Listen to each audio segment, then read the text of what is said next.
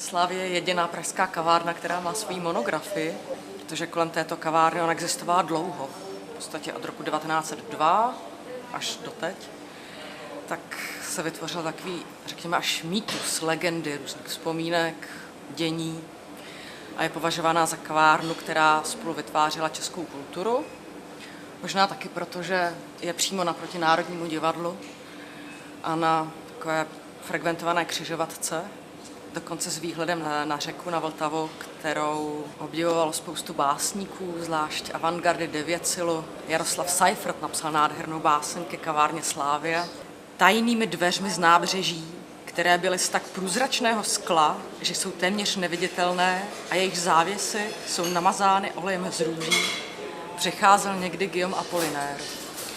Jaroslav Seifert srovnává atmosféru Slavie s atmosférou kaváren na Seině v Paříži. Co je pro ní typické, je právě kontakt s městem, s ulicí, s bulvárem, s korzem.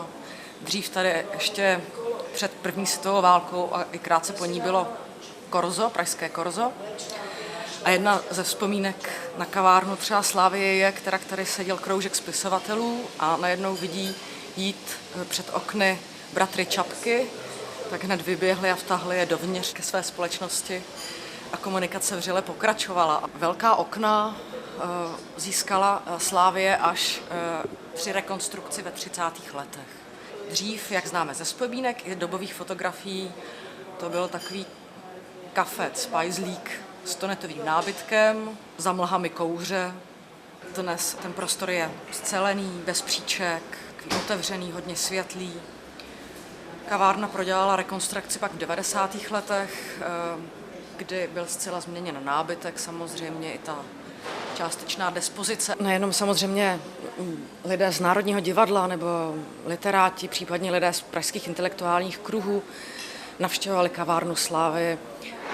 Tato kavárna byla typická tím, že prolínala úplně obyčejný svět tehdejšího pražského života, kde většina lidí byla bilingvních, mluvících česky i německy. A toto je fenomén, který v současné době velmi těžko můžeme rekonstruovat nebo dokumentovat. Existuje pár třeba poetických vzpomínek nebo literárních záznamů, jako třeba od básníka a spisovatele, redaktora Vladimíra Holana, který se trochu dotýká této atmosféry nebo této reality. Slavie má kožená sedadla a září temně. Sem chodí dopoledne elegantní modláři a studenti, kteří nestudují. Oživuje odpoledne a večer. Je tu vzdušné počasí.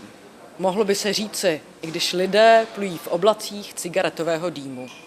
Období, na které je nejvíc literárních vzpomínek, tak je za začátku 20. let, od roku 1922 do roku 1927, kdy sem chodili umělci z Devětsilu. Takže společnost kolem Karla Tajkyho, Vítislava Nezvala, Jindřich Štýrský taky byl známý vysedávač Slavii.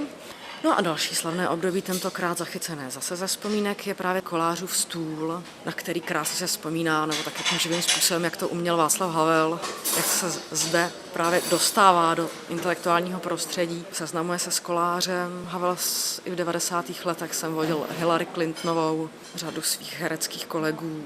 Rozhovor z jeho života Igor Chaun točil právě tady v kavárně, protože byl s ní Havel spjatý. Tak to je taková další jako éra Slavie.